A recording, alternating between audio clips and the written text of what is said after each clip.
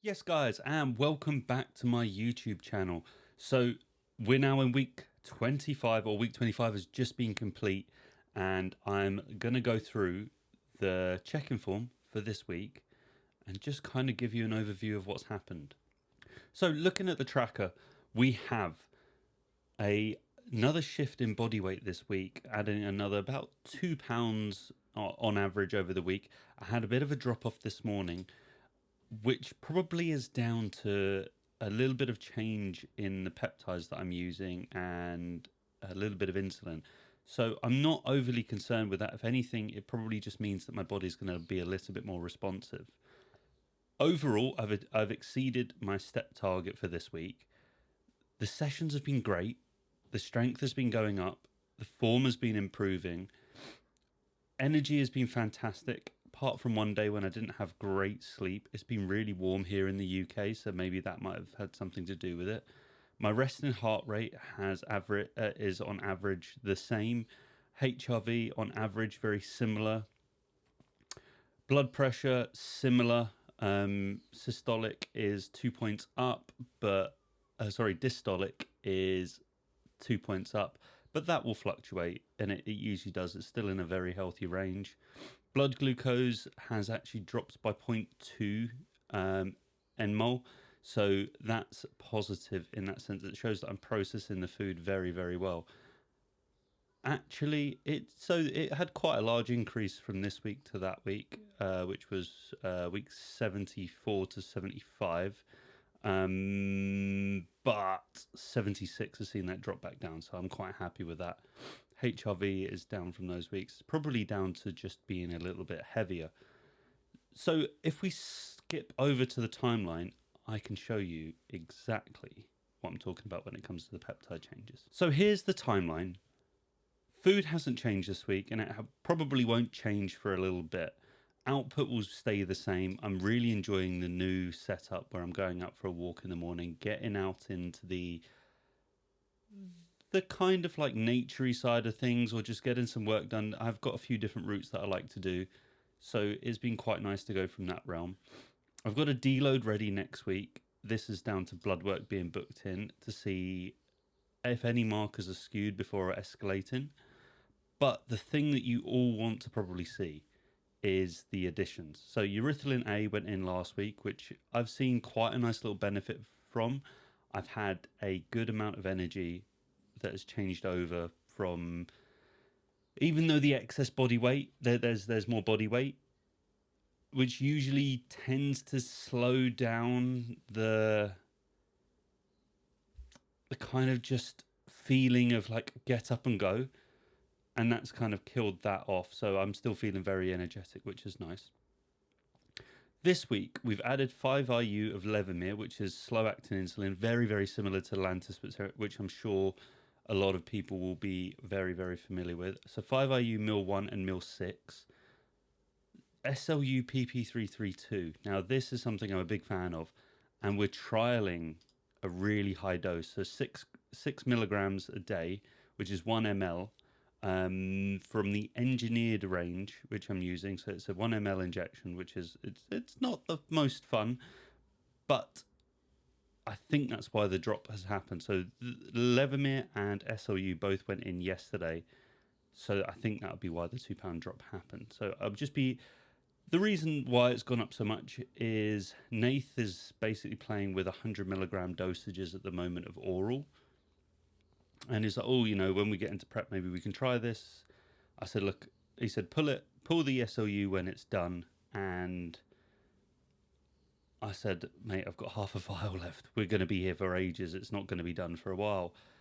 What do you think about me just trialing the 100 milligrams? And he said, yeah, great. And then I did the calculation of the shot, and it had been 16.5 mil injection. I was like, I'm not doing that. Not in a hope in hell. So I kind of found a middle ground of just doing 1 ml, because that's the size of an insulin pin for anyone that knows. So that was my reasoning for that. So it'll be interesting to see the blood work. As I say, it's booked in for Tuesday the 23rd, and then we'll do a full rundown on what the results are from that. The check-in. So the check-in is where I typically write some bits to Nath, as you can see over here. I track my sleep and see how things have gone. I've really got into the mindset of wanting to improve my writing. So he's on the back end of that, where I'm going to be writing a little bit more, and he's going to have to deal with that basically. But this is something that's quite interesting. So my overall time asleep reduced, and my overall time awake increased. However, my REM sleep, my core sleep, and my deep sleep all increased, which doesn't really add up. So I'm wondering how factual that is. It'll be very interesting to see what happens next week. But I do like to just mark things in red that are negative so I can look back easily and go through. Again, this is something where I've started implementing it in the last couple of weeks and just want to see what's happening. Just kind of those little details, those 1%, and just adding them up over time. So training this week has been great. This is something that I've noticed is the increased mobility that I've been getting has allowed me to have a much better stretch in the movement. But I also got to remember that if, say, for example, a bicep curl, and I'm now able to extend my elbow further, then the fibers that are now stretched that far are weak in that range, and I won't be able to use the same loads that I was doing. So it's getting my mindset to go, right, we're basically doing a new exercise and just go from there. I've had some slight elbow pain from it, and I think that was through trying to just jam and use the same loads that I was before, or at least get the same reps. So it's a case of taking that ego out and going, right, how can I improve? Like yesterday, it was a great example. I got on the Atlantis Hack, and last week I did 5 plates aside for a set of 12. I was meant to do 5.5 plates aside, but I miscalced and did 6 plates. I know it sounds like it's really simple, but we've got 25 plates at our gym, so it's not 25 kilo plates, sorry, at the gym, so it's not always the easiest to calc. So I thought it was 4 25s and a 20. Turns out it was 4 25s makes 5 plates. It's really simple, but for whatever reason, I couldn't figure it out. And I got my 8 reps, which I was aiming for, but looking back at the footage, I was missing probably about an inch or inch and a half from the bottom, which to most people isn't an issue. They were clean reps, they were good. I still would have got growth from them, so it's not a negative, but it's not to the standard I hold myself. So I'm going to strip it back next week, take it back to 220, which is 5.5 plates, and do what I meant to. But actually, it's a deload week next week, so I won't be doing that. I will be just probably taking it back to the 200 and stopping about 8, but we'll see what happens. Overall personal growth, I'm really seeing that I've got a level of learning that I'm enjoying at the moment, especially with documenting things on YouTube and my frequency of Instagram posting and things like that. I'm reading a lot more, at least twice a day now. Originally, when I came back from my holiday, the intention was to just read 2 pages a day. I've read 2 chapters a day at the moment through choice, which is really, really nice. So that's been really happening. That's terrible English. That's been really positive. The only thing that I've noticed, and maybe a few of you, if you would leave it in the comments, would be not suffering, but maybe experiencing the same thing, is I've been so locked in with bodybuilding, like mentally, like it's all I would think about for so long, that now I'm thinking about other things, that it feels like I'm letting the bodybuilding slip, but this is some of the best progress I'm making. So does that mean that I don't need to think about it, and maybe thinking about it all day, every day, was actually holding me back because I was tinkering rather than just letting the process happen? Because bodybuilding is ultimately really simple. It's just difficult to execute because you got to love the routine, love the monotony. But you can get overwhelmed by tinkering and going, right, I need this new peptide, I need this, I need to change my form in this way, and this, that, and all of these different things that are just coming through to just what you think is adding 1%, but actually you're adding 1% to one area, but because of the the tinkering you're doing, you're never actually allowing yourself to progress, even though it's only a minor detail. So this is something I've given some thought to. I've spoken to Nathan. We're going to book in a call and hopefully do a YouTube video on the Bloodwork that comes back next week. So hopefully that'll be Friday that we record that. I think it's just something that you guys would be really interested in, or if not, then it's something that I can look back on and will be very interesting to look at in the future. There's some speculations that I'd be interested to see. First of all, will be the thyroid. So my thyroid has always been a little bit low. We typically replace my my thyroid with 100 micrograms of T4.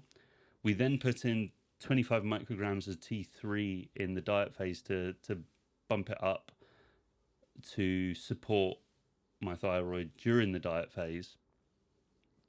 And I'm interested to see where that will sit and land now, because was that drop attributed to the diet, or was it potentially just that my thyroid is lower acting than we once thought? So that'll be interesting to see. Another thing will be the glutathione, see how the glutathione's done and how my body has got on with the new cycle. And then the next point will be is how is estrogen being managed? Because that's something I've typically had an issue with, but since using EQ, it's not been as much of a problem. Actually, it seems to have solved the problem. So that'll be very interesting. But it's now time to go and have a look at the physique. So here we go. Here is my check-in this week. This was at 100.01 kilos. For anyone that works in real money rather than the American money instead of myself. So I'm really happy with how this is looking.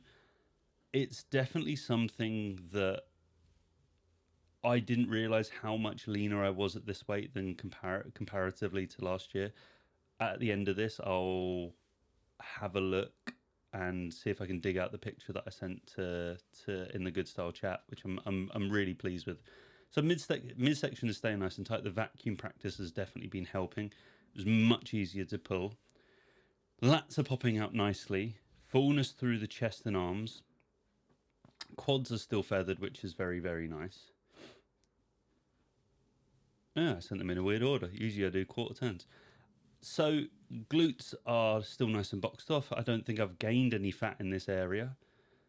Back is looking slightly thicker and wider, which is nice. Top line is looking a lot less kind of all over the gaff, which shows that the mobility work is helping, and I'm looking wider as well, which is nice. So I wouldn't put that down to genuine muscle growth, but I would put it down to just being able to get open. Side shot looks a lot easier to get into. I know that lots of people will be still critical of this because I'm still quite shrugged up. But I'm not unhappy with this. Glutes weren't firing. It was quite difficult to pose from memory that morning. I'm not sure why. Maybe I was just a little bit tired. It has, as I say, it has been very warm. Similar this side. I always look a little bit leaner this side through the torso, but not necessarily through the glute. Front double is still, like, front shots for me stay nice and lean. So that's never really an issue. We'll just run through these. Front lat looks better. Just the legs are nice and full. Like, this is something I've always struggled with, is leg size, but I feel like they're starting to dominate my physique a little bit more, which is something I'm really, really pleased about. Side chest is nice and full. Arms still need to come up, but that's always going to be a thing. I was really trying here to get my glute, my abs, and my arms straight, but that ended up losing the chest, so I won't hit that again. Back double, definitely wider, more open. There's still some detail through here if we really look and get the magnifying glass out. Yeah, it's just looking more open. The thing is when I get fatter, this just looks massive, and then it just all falls off. So I would prefer it stay like this and just slowly grow it. And this was a nice shot this morning, actually. I really enjoyed that. and then pull it through. Most muscular. I was standing more upright with this because my arms, where they've grown, are creating so one thing to think about on stage is this black here is a white background typically, or some bright light, so it doubles in size, whereas black creates a shadow. So this is always going to look better than when it's on stage. So the less gap there is there, the better. But that doesn't mean straighten your arms out. It just means maybe hand placement might need to change a little bit.